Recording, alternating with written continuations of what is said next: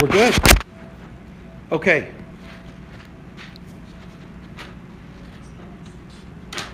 Oh, I said that and then I lost my Oh, there it is. Yay. Okay, we're in the right spot. Okay, guys, this is what I'd like you to do. Take out a piece of notebook paper, and I want you to think, go back as far as you want to, okay? Go back as far as you want to, and I want you to make a list of names, excuse me, of people that you have considered to be good friends, okay? So maybe it goes all the way back to where Stephen was in a play group when he was 4 years old, right? And he had play dates with somebody. Maybe Dylan goes back to a Little League team or a soccer team when he was 4. Dylan, get your notebook out. Let's go. But it doesn't have to be that you were a good friend for a really long time. It could be that you were just a friend that you were. Could be somebody that maybe you lived next door to and then you moved. Down the names. Just think. Let's go down memory lane a little bit.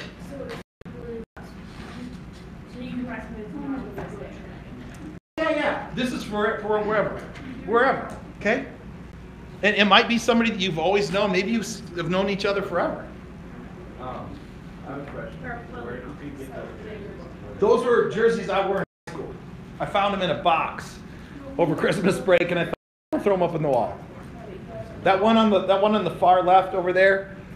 White 81, that probably goes, now it was kind of by the time I wore it, it was getting to the tail end where they were going to buy new jerseys. That thing was goes all the way back probably to 1974 maybe even earlier.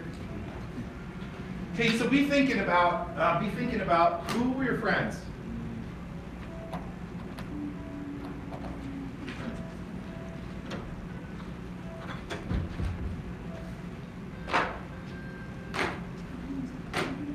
And you can carry it up right through today. Who's part of your group, your squad, your task?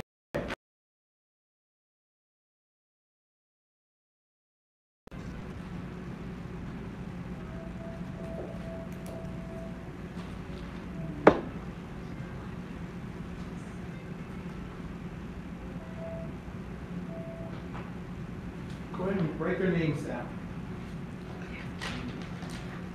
And you're not turning this in or anything. This is for you. So keep it in your notebook if you want.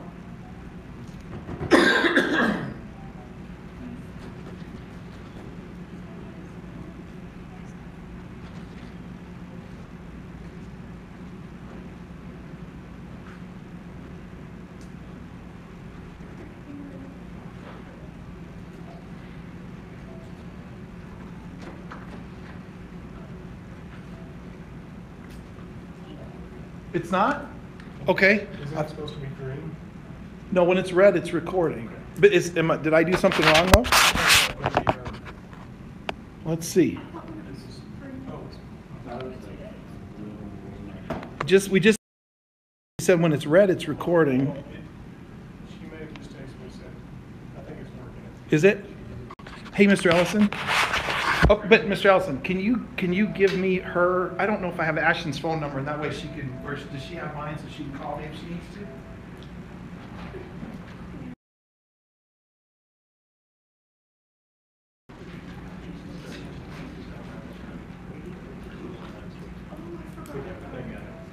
Good. It's on. Okay. Good.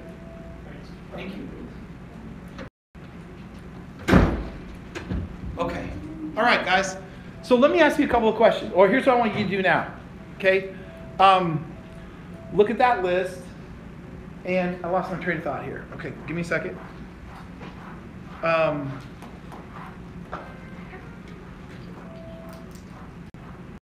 Okay. As you look at your list, how the furthest person back, how far back does it go? Like how old were you? Life. 14. 13. 2003. So like how old were you when you realized, hey, we're good friends? 6th grade was probably my best friend, my only friend that I've got. Well, we'll work on that. 2005. That's fine. Okay. 2006. Okay.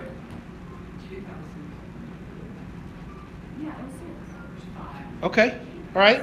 2004. So it goes back a ways. Okay? Now here's a question for you, just because I kind of want to know. How many of you have been at Trinity like your lifers? You've been here since pre-K or kindergarten? Okay? When did you guys come? I came 6 last year. That's right, you're new. Okay? You're new this year? Okay? Dylan, how long you been here? I came last year. Okay? Fourth? Okay. Wait, you came last year, 6th grade. I came 6th grade. I was here in like the little school before kindergarten, You? and then I left for And kindergarten. then you left, and then I came back. in first. Okay. All right. Another question. How many of you have lived in a state other than Texas? Just curious. Okay, you're all native Texans. No, just like if you live somewhere else. Okay. All right, here's what I want you to do, y'all. I want you to write off to the side or under wherever you want to on your notes. Write this down, please. And make it first person personal. Okay? Some of the best friends I will ever have, I have yet to meet. Some of the best friends I'll ever have, I have yet to meet.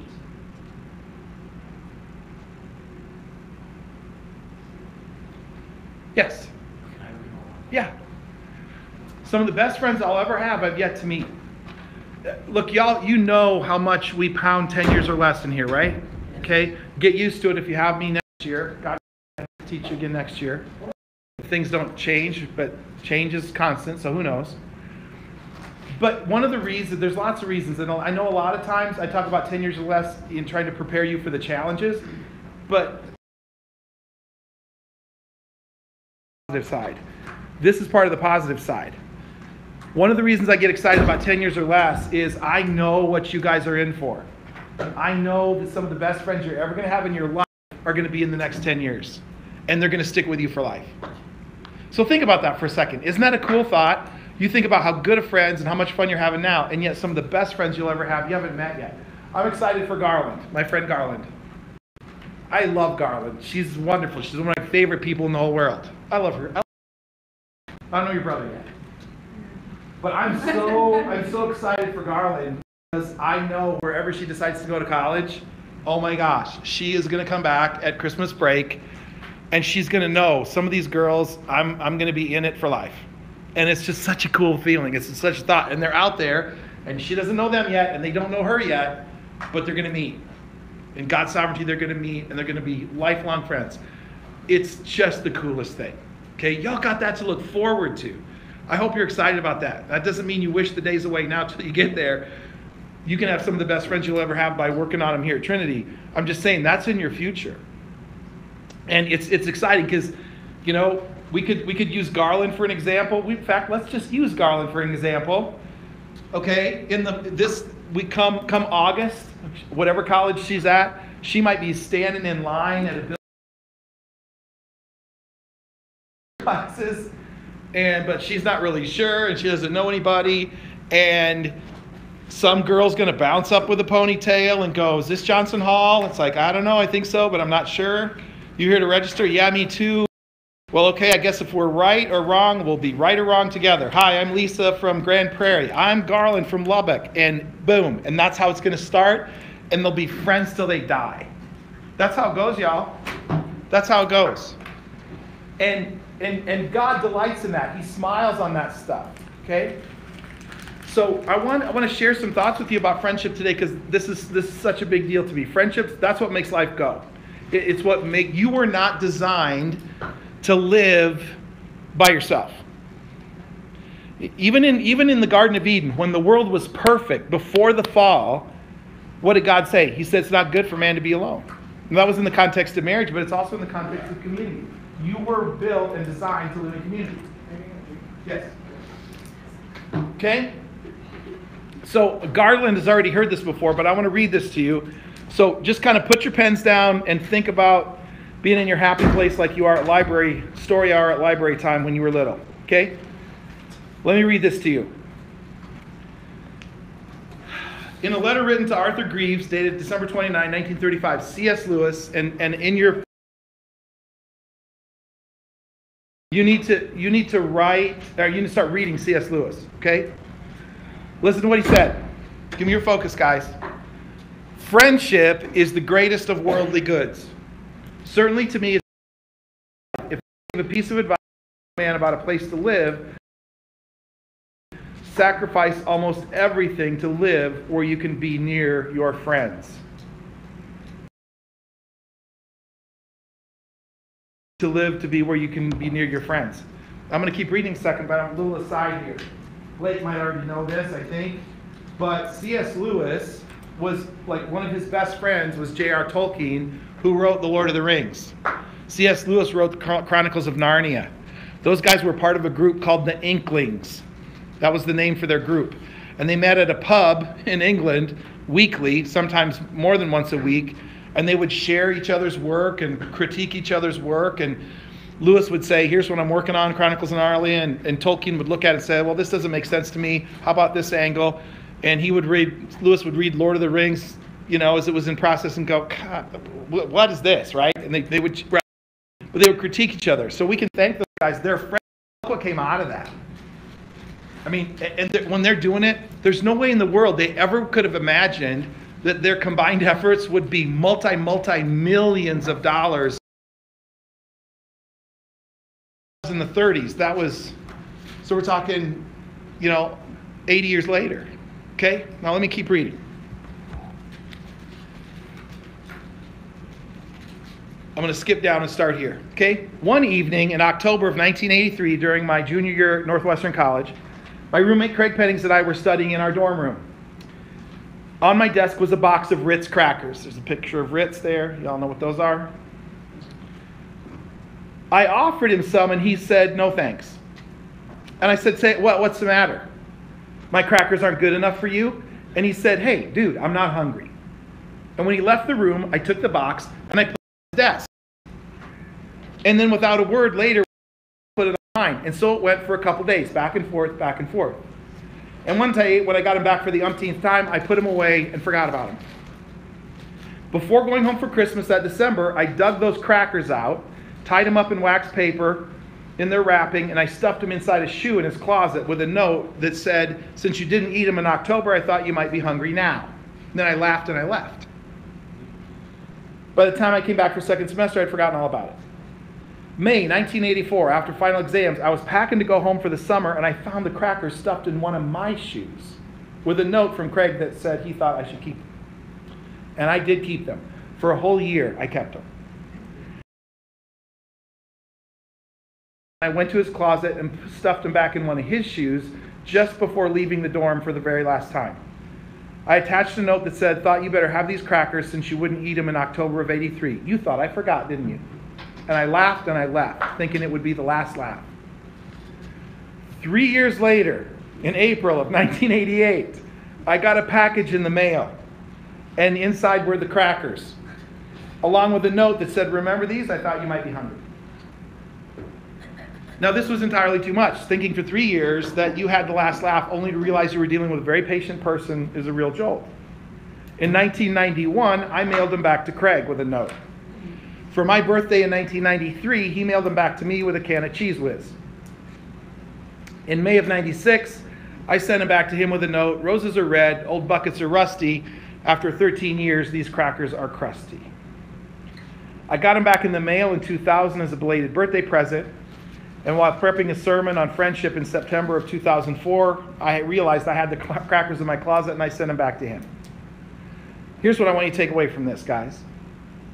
These crackers, or more accurately, cracker dust, get mailed back and forth every 2 to 4 years, always after the other guy's totally forgotten about them, and always with a note stapled on top of all the other notes we've written. It's been going on for 25 years. Now it's actually closer to like over 30. Being the good friend that I am, Craig knows that if he dies before I do, and the cracker dust is in my possession, I will find a way to get it inside his casket. And by the way, I have already cut a deal with his wife. So it's a done deal, yeah. Wait, oh. And being the good friend he is, I know he'll do the same for me. Now here's what I want you to get. To anyone else, that bag of Ritz cracker dust is worthy of a trash can. But for Craig and I, it's part of the legacy that is our friendship. This running joke is evidence of a friendship that goes much deeper. Craig's one of the most loyal friends I've ever had. He's been there for me during the most difficult times in my life. He's an encourager with a caring heart and one of the most dependable people I've ever known. The guy you can call in an emergency on zero notice to drive 2.5 hours to pick you up at the Omaha airport from a midnight flight and then drive you another 2 hours to Sioux Falls where your dad's in the hospital after a stroke. In his song, The Times of Our Lives, Paul Anka wrote, "Memories are times that we borrow to spend when we get to tomorrow. Before memories can be spent, they must be made." How are you doing making memories with your friends? Are you making memories on purpose or by chance? Are you taking the camera with you when you go out to dinner? Are you playing the practical jokes that make for good stories later? Are you taking road trips, going to concerts together? All these experiences now become valuable pieces of the I remember when game later. They're all part of friendship. Guys, I want to impress this on you, okay? Because God has so many good things in store for you. You have no idea. You really don't. Some of the best friends you're ever going to meet are coming up. You haven't met them yet, but you're going to. Write this down, please. I need to make memories on purpose.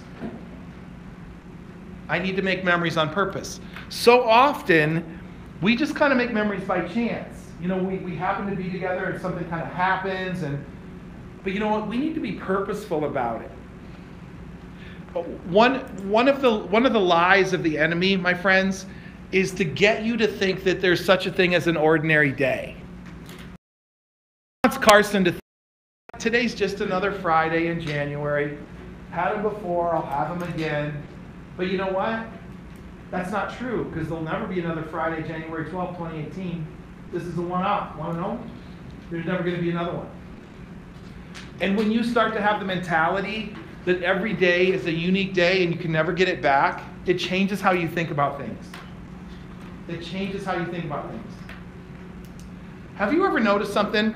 Have you ever noticed, maybe you've had people in your family or you've even seen movies on TV about somebody who gets a bad health diagnosis and the doctor looks at him and tells him, "You got 6 months to live." Yes. Have you noticed how that changes the way people think? Right? All of a sudden, the things that don't matter just get forgotten. And what do they want to do? They want to spend their time on what's going to count. Every day, y'all, we need to get up and think, today could be my last day. I need to make the most of today. Now, in this particular hour, we're talking about friendships. So I want you to think about that. Think about who you're and ask yourself that question. Am I making memories on purpose or by chance? Okay? I want to share a couple things with you by way of history to just give you some ideas, okay? This is a picture. I don't know, have you seen this picture before? Okay, this is a picture of my grandmother's on the left and 3 of her friends. This picture was probably taken like 1922. Okay, I'll pass this around. That's my grandma Bernice. That's her friend Mac. Her last name was McSwain. Okay, my grandma was a cool lady. That's her over there in the wedding dress picture next to the old mirror. By the way, just a side story. My grandfather had to court my grandmother so hard. She played so hard to get y'all. Oh my goodness. She once told my grandfather, "It'll be a cold day before I ever marry you." When they were dating. And then this is what she said. She goes, "And it was 30 degrees below zero on Christmas Eve, 1924. It was a cold day when she married him. So anyway, my grandma was a pretty cool lady. She was a teacher, but she was also the high school principal. And ladies usually didn't have that job back then. That's a pretty big deal. So in the early 1920s. So those were 3 of her teacher friends that worked for her. They were just tight friends, right? In fact, I'm going to write their names on the board here so you can see, because I want to show you something. So my grandma's name was Bernice. And then there was Bess. And then there was Glinda. And Mac. Okay? Now, in 1924,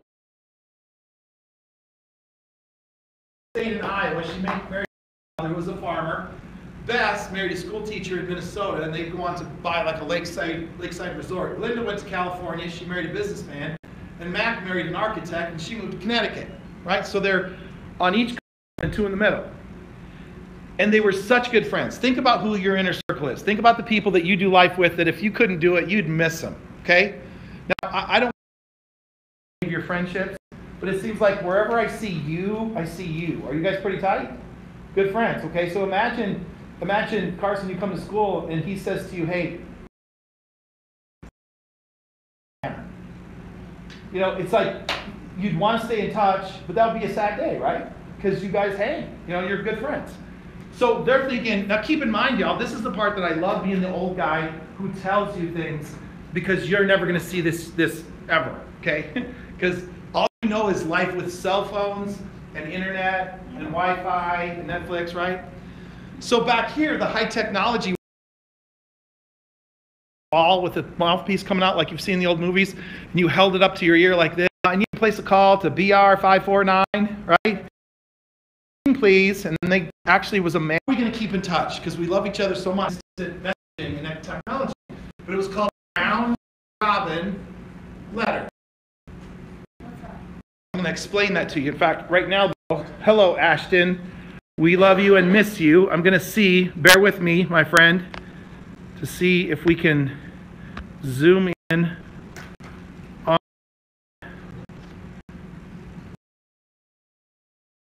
We all know that.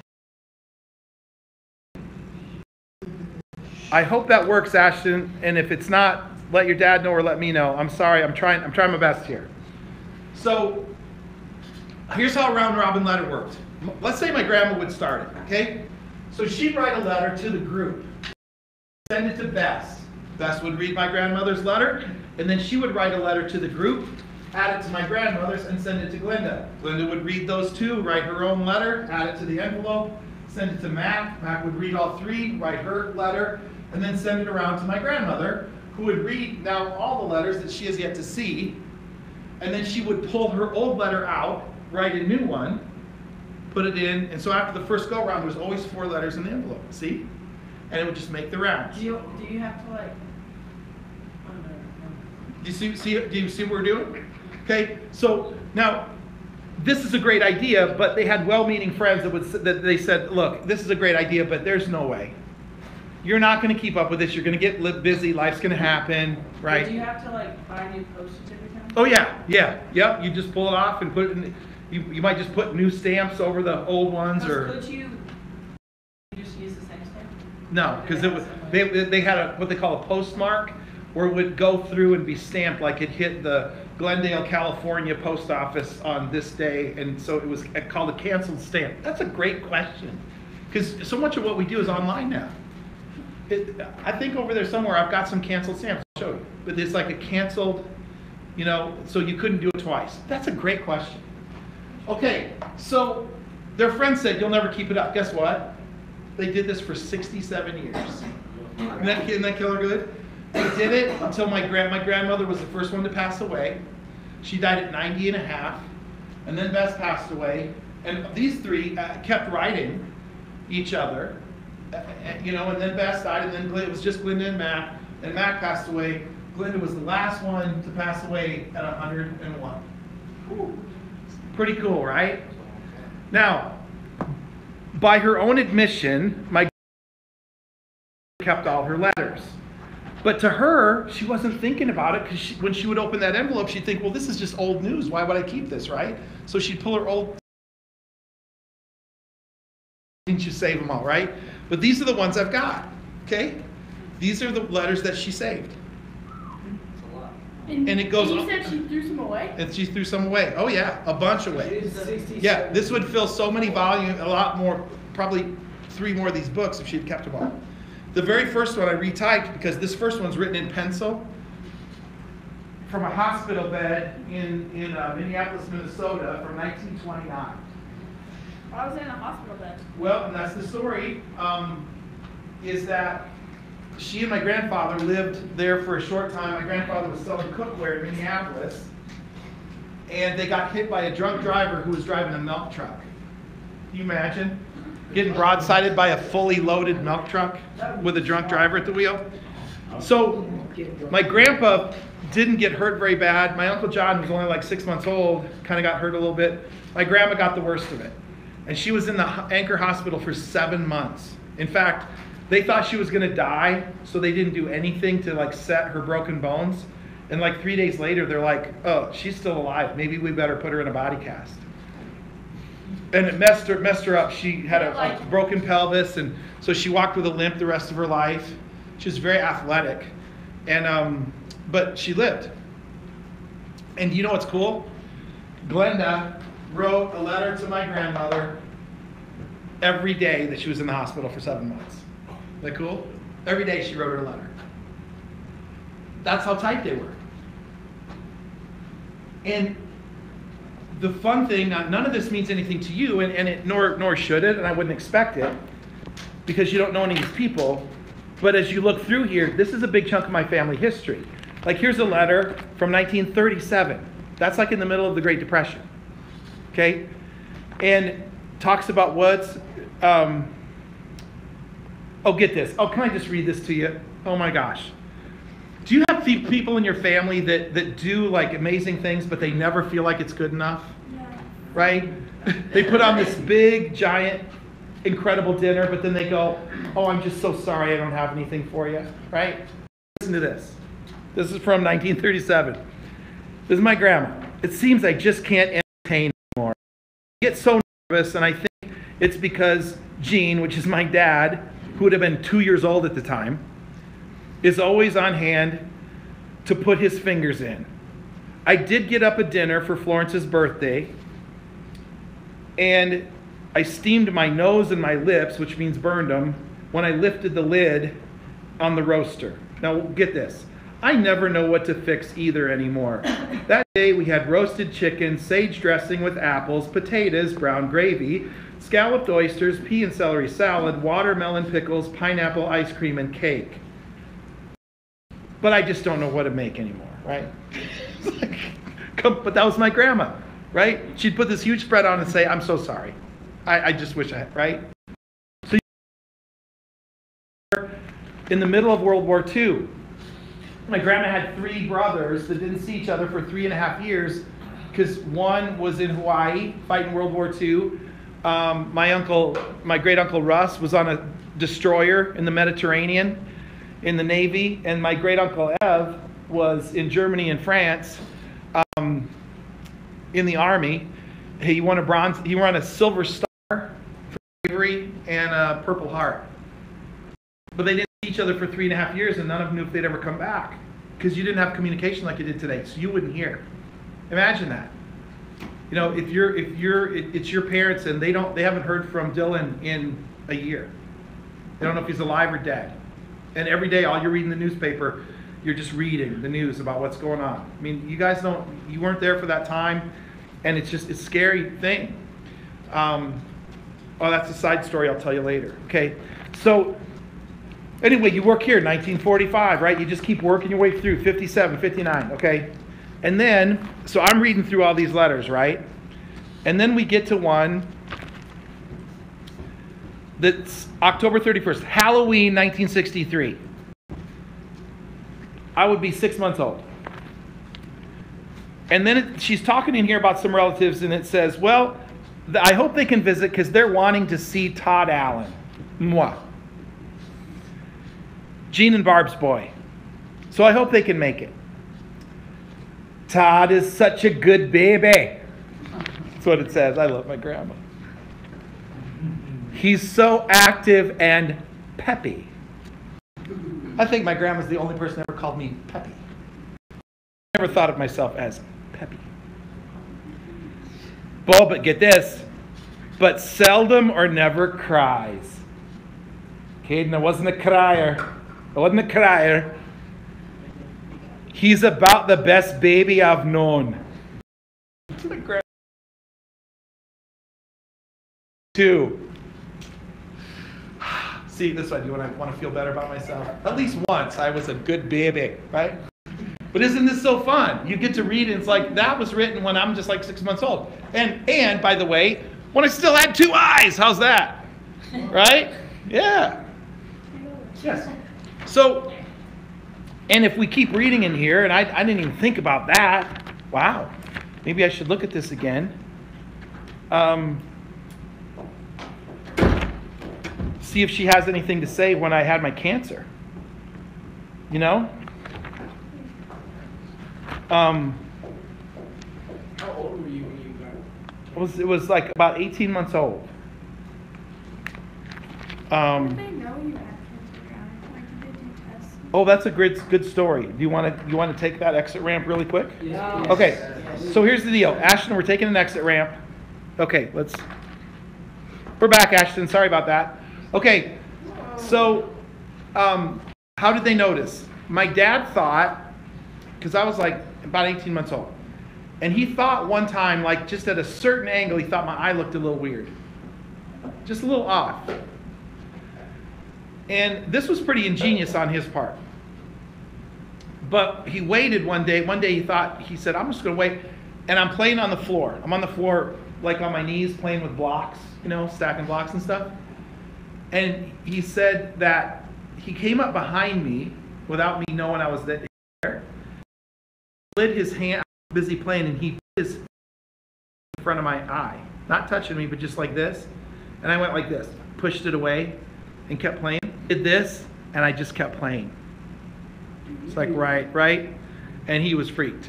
And he called my mom, showed her, called the doctor, got into the doctor appointment, got in. They said the ophthalmologist didn't even say it, and called the Mayo Clinic and said, we've got a kid here, we got to get in like there. And it was a malignant metastatic retinoblastoma. And if you imagine what they knew about cancer stuff in 1965, I mean, hard compared to now, it's doubled 10 times since then, So, and then, see, I don't remember any of this. The only memory I have of I just remember being in the Mayo Clinic in the kids' waiting room area, because they had all kinds of cool toys. Oh my gosh, there was all kinds of cool toys. That's all I remember. But my grandmother told me, she said after the surgery, she asked the surgeon, she said, "Man, when are you going to fit him with an artificial eye?" And he said, "Well, if he's still alive in 6 months, bring him back." And she freaked, and then he realized, ooh, that was kind of bad bedside manner. He said, "Look, it's a metastatic tumor, meaning it's spread, and we don't know if there's cells somewhere in his body just waiting to go off." So because they had no way to trace it or track it. So you were with one eye, like not even a fake one for a long time? Yeah, Did you have like a patch on it? Yeah, just a patch. Oh. Yep. And by the way, you need to have something in there. It's not just for cosmetic looks, especially when you're little kids, because this is a juvenile cancer. You'll never see it in anybody past 13.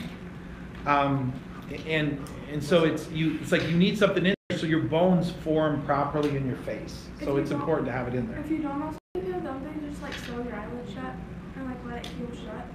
I've never seen that. I don't know. I've always known that they just put prosthetics in there. Are they? Yeah. Mm-hmm. They're just bad So- like this patch of skin and probably just. Yeah. So, okay, you guys have been so attentive. Let's take a quick break and then we'll come back, okay? And we'll resume. So I got a few more things. Yeah. Mr. Steve, Ashton, we'll be back. Mr. Steve, what would have happened if your dad didn't notice it? It just would have spread, and if it's in, it can spread to both eyes. So it was good that it was glad that he caught it. Yeah. Wait, how did he catch it? He hit his dad. Oh, you weren't here for that? And his dad came and covered his right eye, and he pushed it away. And then later, his dad came and covered it, or covered his and then he covered his right eye. And kept playing. What? Pretty slick if I had to figure that out. Yeah. Yep. Because you were too young to explain anything. Like, Oh, yeah. I couldn't talk. I wasn't talking yet. I was just making sounds. Yep.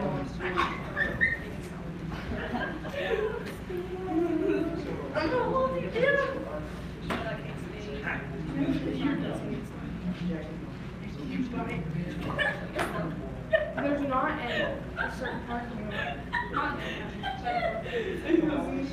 Talking about how Kate is not Kate's fish. But there is one. No. There's one kind of square. Like it's not technically. Do you know there's one. I've flown over it. And the pilot even turned our plane. Oh, that's my sister and I.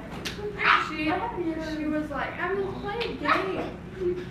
It was like, okay. I flew over You never it, played and the that pilot game? turned the plane. When we were flying in, like we flew around. I picked me like my dirty.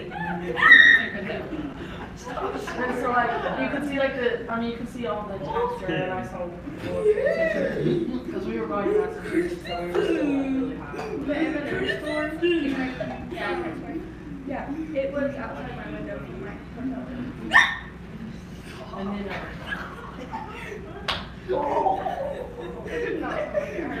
Be nice to each other over there. yeah, both did. If I go over there again, I want to. If I go to the East Coast, upper north here, and I want to go to the North Coast again. I would go to Washington.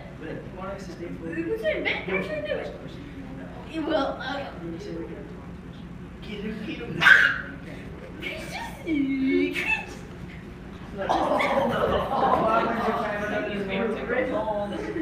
the northeast. Lucky for you. North, is it north? Yeah, upper northeast. I have no idea. I want to go to Washington. You gave me what? I would environment. He wears a suit.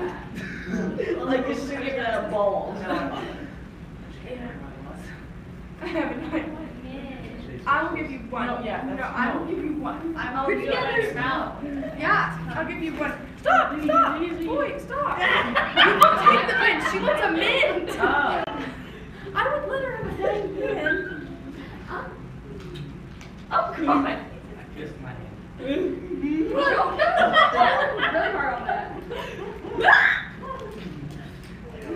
No. You know where you should go if you ever go? Yeah, I got it. I got it. Northern East Coast. I got it. Definitely. Right, didn't watch it. I heard that one. I heard that one. Taser, I'm not funny. It's blood tasers me. Really get Go to that. Washington, D.C. Have you been to Chevy Chase? Stop. Chevy Chase Maryland. It's like they're like 20 miles away. It's like but then they also in Washington, D.C.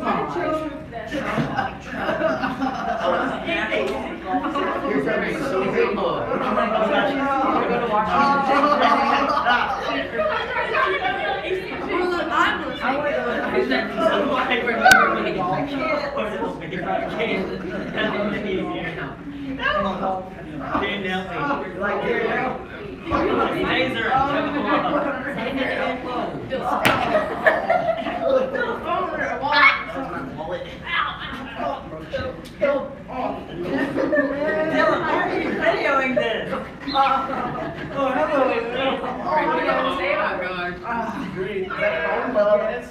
I took a picture. Is that a phone, Dylan? If you ever run for office, is that a phone? They raped each other. Wait, I where's could just tell how kids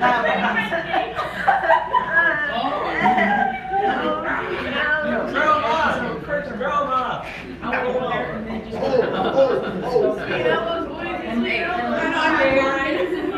then I'm gonna stay there. I can't. It's just tastes. You're like, what? Oh, like Whoa, whoa, whoa, whoa, whoa. Don't put your feet over there,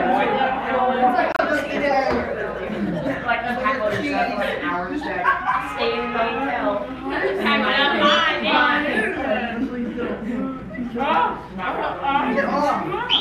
Stay in that room. Nasty shoes out of here. But no, what else?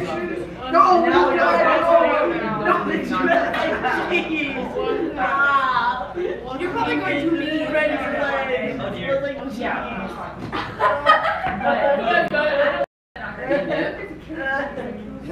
There's like thousands of I'm probably not gonna get it. In a slam dunk. And if you get there like a 1 a.m. you get like really amazing. Because it's free to do. Don't touch me there. Don't touch me there. Don't touch me there. Like if you get there early, you can like sit up in the front and be like right in the front. Made it. But only if, like, a good guy. You just have to believe yourself, like, today. To get in 4 years.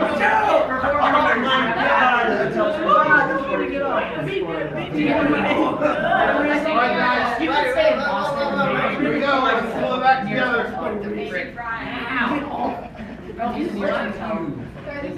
I know, I felt your fat. Come on, guys. Here we go. Let's finish this up. Okay. Let's go. Have a good day.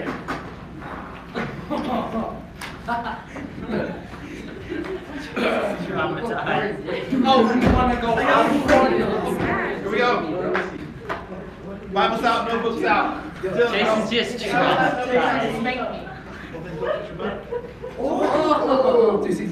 didn't put my butt up there. I was climbing over the desk. You should have you just made my point.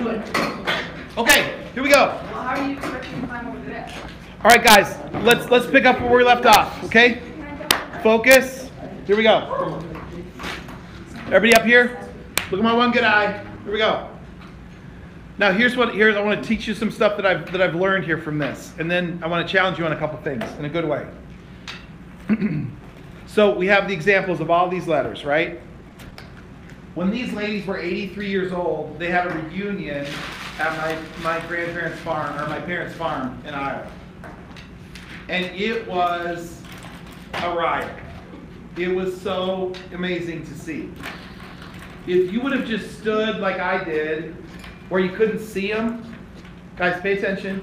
You couldn't see them, but you just were listening in the other room. They sounded like high school girls talking about, giggling and laughing about who they were going to go to homecoming with. They were acting like schoolgirls, and they were 83 years old. They were just giggly and happy and fun. And in the moment, I realized the reason that they could just pick up where they left off was Dylan, pay attention. This was the glue that held their friendships together. They wouldn't have been able to have that reunion. Bible and notebook, let's go. They wouldn't have been able to have that reunion without the years and years of this, right? Guys, that line that I read in the column about from the Paul Anka song, that is really true. Memories, right? In fact, write it down. Okay, memories are times that we borrow to spend when we get to tomorrow. Memories are times that we borrow to spend when we get to tomorrow. Right now you're all in your teens, and you look at life like teenagers because that's where you're at. Nothing wrong with that. So one of the purposes for having old guys like me in your life is to show you, Dylan, pay attention, and teach you about times that you'll never see. I know we can be boring sometimes, but one of the reasons, hopefully I'm not too boring, hopefully I bring a lot of stories and fun to your life, but one of the reasons that you should listen to older people is they've just been where you haven't been, and also to a place you'll never get to see, right? Now there's things you can Google it, but it's not the same as being there. I mean, you can Google what it was like during the 1970s when we had the gas crisis in our country. And you could only buy gas on odd or even numbered days depending on what the last two numbers of your license plate were. And gas rationing. You weren't there. You weren't alive when Dr. Martin Luther King was assassinated. So you don't know what that did to the country. You can read about it. So it's not that we're smarter, we're just older and we've seen it.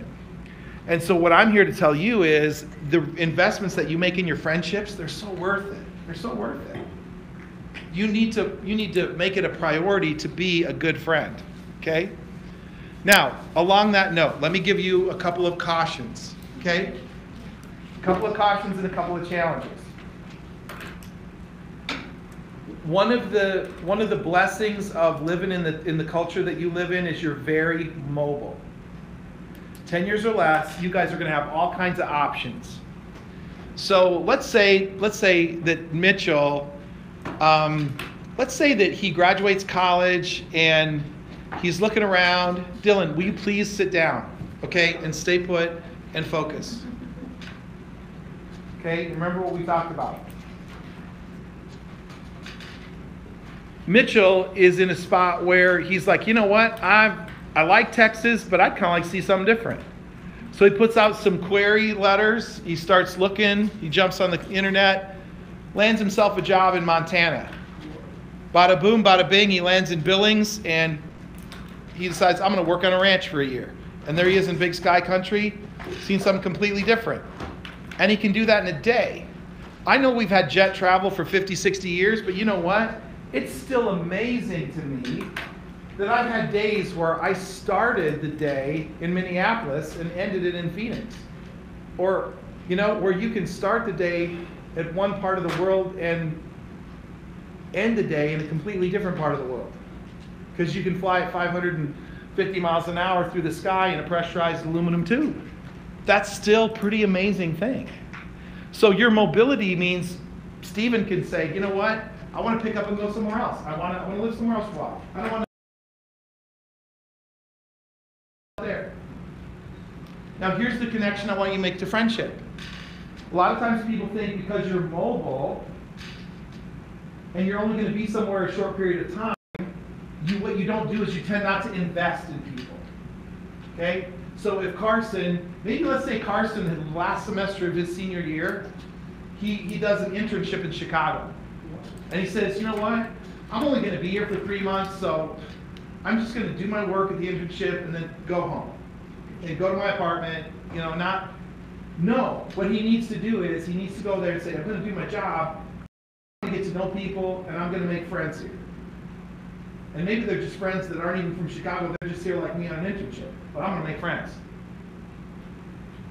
And when he leaves at the end of that semester, he should be crying and his friends should be crying that they're saying goodbye. Because those tears are an indication that they've invested in each other. They're better people for having spent the time. Do you guys get that? Do you understand that? Yes or no? Because if you don't, I'll help you understand it. See, what happens too much, and especially with our technology, is we don't invest in people. Jackson says, yeah, that's all well and good, but I'm just going to go home and cocoon and watch Netflix and hole up in my little apartment. And he never gets out and meets people. He never invests in people. Well, there's two things wrong with that. First of all, he's not getting better as a person because he doesn't have any new flavor in being injected into his life. And he's stealing from the world because he's not putting himself out there for other people to get. See, we're very selfish people. We always think about it from our perspective, right? When I say 10 years or less, you're going to meet some of the people that are going to be the best friends you'll ever have. We think about it immediately in terms of, oh, that's going to be good for me, right? Right? It's like, oh, that's good. That's going to add to my life. You don't think about the fact that Blake is going to add to somebody else's life. And this is something that you need to be aware of, okay? You need to be aware of this. Because in 10 years or less, you might not be in a place you really want to be. Have we talked about Jeremiah 29 yet? I know the plans I have for you, okay? In context of that verse, y'all, they're in Babylonian captivity. And they're going to be there for 70 years. See, we read that verse like, oh, I know the plans God has for me. Plans to give me a hope and a future.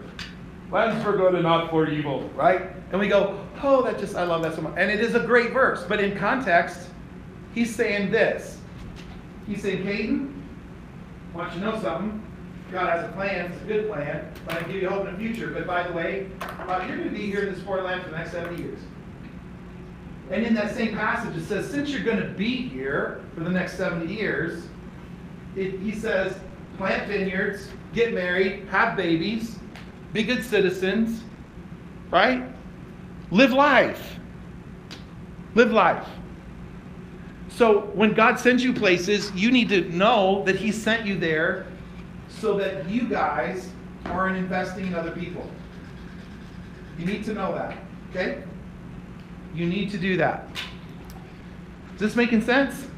All right, now let's talk about making some memories, okay? Are you guys good at this or no? Do you feel like you're good making memories? Oh, yeah. Are you being purposeful about it? Yes. Okay, here's the thing. Don't be afraid to, like, when you're out having fun, use the phones on your camera. See, this is another thing that y'all can't appreciate, okay? When I was your age, we didn't have phones. It was on the wall. And we had a camera that had film, and you had to send it to the drugstore to develop. And you waited a week, right, to get your pictures back. And then you get them back, and maybe only 2 out of 24 were any good, right? But here, you've got such a blessing because you can do this. You know, like, hey, Chase, okay, guys, hold your Oreo Blizzards up. Yeah, okay. And then it's like, click. Then you go, oh, wait, Mitchell has eyes shut. Hang on, delete. Okay, do it again, right? And you've got infinite storage. Storage is so cheap. Wait, doesn't they, what? Don't they have like film that just like develops through? Yeah, Polaroids. And that's been around since the 60s. Yeah, but what I'm saying is you guys don't have to worry. There's no cost to this. It costs you money to buy film, costs you money to develop it, to get your prints back, right? And then who's going to walk around? You guys can carry your memories on your phone in your pocket. By the way, that means you better have backup. Right? Carbonite.com is your friend. $60 a year. It'll back up your computer. I've used it twice for my computer crashing. Garland, this is a word to you, my friend. Because there is few pains are greater than having finished the term paper and have it disappear into cyberspace with no backup. You will cry. You'll cry like a wee baby. You'll get on the phone and say, Tracy, my mother, I'm crying in my big pillow right now. My paper, it's gone, it's floating over Cleveland somewhere. Don't know where it is. Right? So, backup, okay? Serious. Like, maybe I'll get you that for graduation present. Carbonite.com, subscription, right? Serious, because if you lose that stuff, it's gone. So you need that. Okay, so make more memories on purpose, guys. Be purposeful about it. Or store it all on a USB drive. But see, all that stuff you need an off-site backup because all that stuff can deteriorate or get stolen or lost or whatever. You need multiple fallbacks, okay? Guys, look at the wall over there. Guys, listen, Dylan. Look at the wall. All that stuff it doesn't mean anything to you, but it means a lot to me because it's all tangible stuff that's connected with stories, it connects with memories, it connects with people. Okay? Now here's another reason, and then I think we're might be done a little bit early today. Here's why this is important. Look, what does the sign say? 10 years or less. Make it 20 years or less, and it's not just you that you're responsible for. You're going to have little mini-me's. Scary as that is for some of you, right? It's a little frightening to think about some of you like that. Guys, listen. Come on, give me your focus. We're almost done. Write this down. Children learn what they live. Children learn what they live. And if your kids see you modeling good friendships, that's how I learned it from my grandma. That's why people will tell me today, they'll go, Todd, man, you've got more friends than anybody I know. You keep in touch with more people than anybody I know. Why is that? It's because friendship was modeled to me by my grandmother. I got to see how important it was. I got to see the value it brought to her life. Your kids need to see you with good friends. They need to see you being a faithful friend. They need to see you being part of a home, small group, cell group, life group, church group. You know what I'm saying? People that you do life with every week. They need to see that from you. They need to see it. They need to know, little Abigail needs to see her mom doing coffee and bagels with Evan. And that they get together every week and they're important to each other. Because you're modeling it for other people. Does this make sense, y'all? Okay. Give me your thoughts. Now it's time for feedback. I'm gonna go around the room and I'm gonna ask for your thoughts. Evan, tell me anything related to today that you learned or that sparked a thought about friendships. Hang on, we're gonna get to you. Dylan. Guys, we're listening to our classmates. Dylan.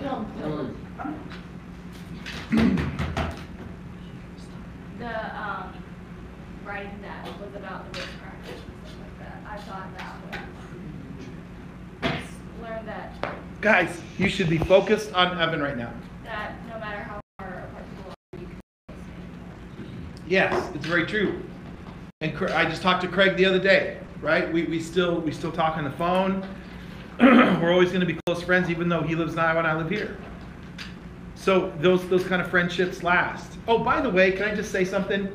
You need a handful of friends that know you from way, way back. You need a couple of those people in your life. Like from As far back as you can go. Because here's why. Listen, here's why. Please listen.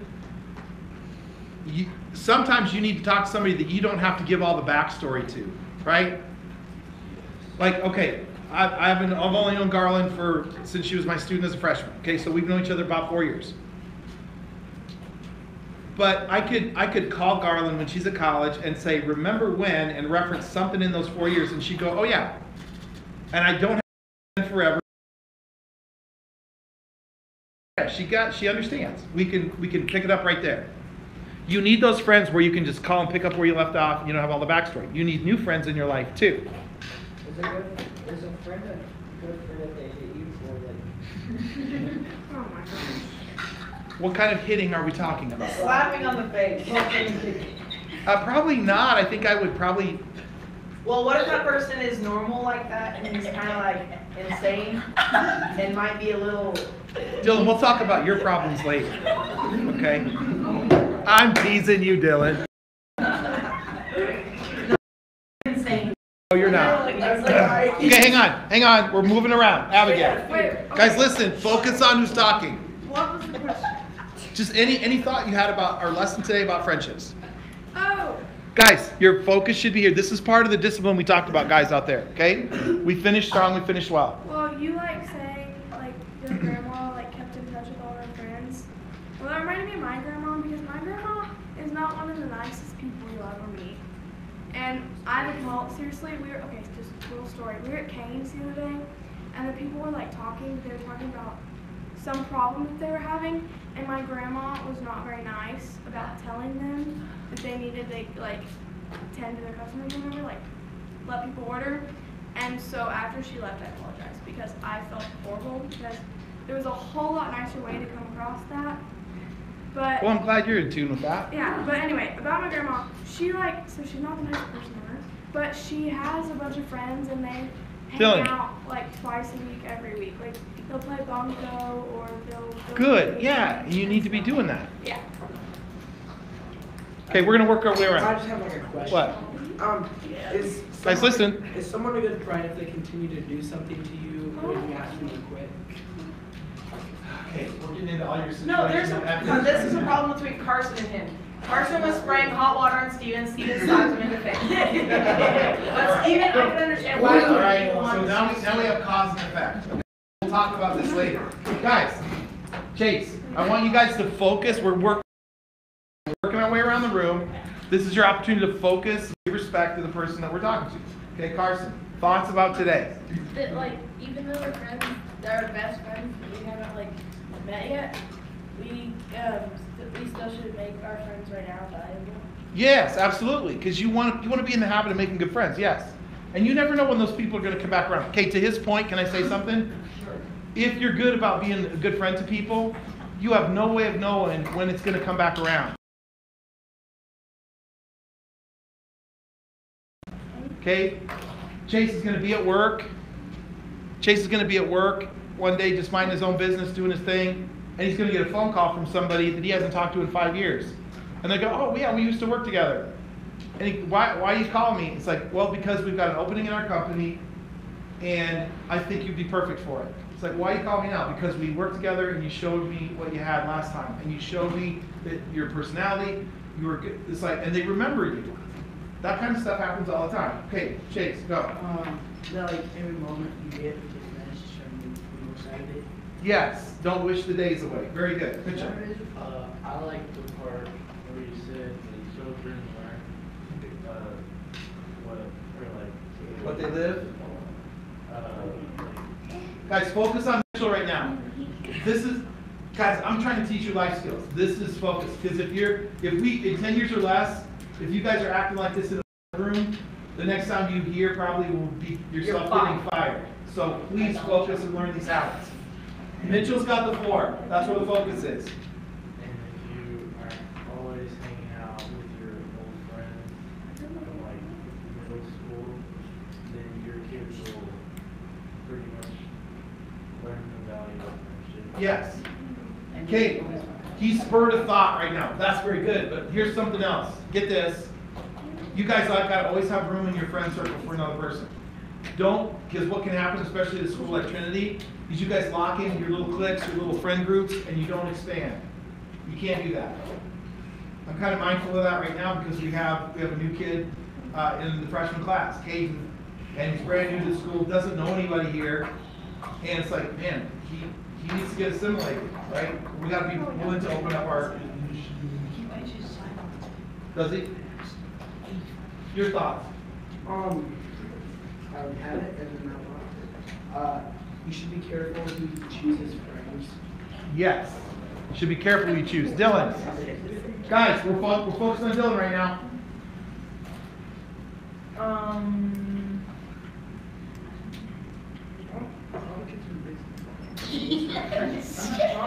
Hey, it doesn't matter. It doesn't matter. Okay.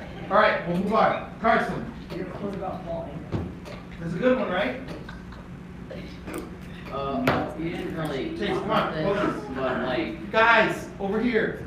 friends need to forgive each other because sometimes someone, like, two people can be really, like, close friends and then someone messes up, but that person just has to have a forgiving heart, like Jesus did. That's true. It's very true. Very good. I like the part where you said that you need to make memories on purpose. You know, because I've always thought of memories as like chance things and you just you're alive, you know. Good. I'm glad that stuck with you. Good. Blake. The same thing is for me because I always have some of my best memories, one of my newest friends, and some of your best friends that you don't know yet. That's something that really makes me happy. Oh yeah. I don't really have many friends, and I've got one close friend, but soon he'll be moving on. I don't have anyone else. Well, then we got to work on that because that whole idea of some of the best friends you'll ever have, that should make all of you give you something to look forward to and be real happy about. But work on being good friends where you are. Okay, this is a skill you develop. Okay, now listen. Let's debrief for a couple minutes and then we're done. Okay, guys, we had a visit out there, right? What was that for, Dylan? Okay, Steven. He was making fun of me. Stop, guys, stop. I want a good grade, and y'all can stop. He's marking on me. Okay, it doesn't matter. guys, stop. Listen. Okay, this kind of format, this was good today. We're going to start incorporating this as being more part of our daily format in where we go around and so you need to be paying attention because I'm going to be asking you, hey, what'd you get out of this? Because learning is a two-way deal, and you need to learn and how to give feedback and to listen for meaning, listen for intent. Okay? And guys, you did better today, but okay, Dylan, I mean, I don't know what we got to do, but we got to do something. Okay? Let's work on this. Okay? I was Okay. just doing my thing and then he starts making I know, but here's listen. Wait, what? Listen, guys, listen. Oh my goodness. Listen. you guys know, you're not dumb, you know, you're smart, you know what you gotta do to raise your game, okay? So let's work on that, and it's a discipline, and you're gonna have to learn to do it. And we have to work on it because it's just important, okay? Now, but good job, great class. I thought it was very good. Proud of all of you. Thank you for your attention. We are done. I guess I will see you again. I mean, see you in the halls, but I will see you class-wise next Tuesday. Yay. Okay? No, play all of it. Chase, I just realized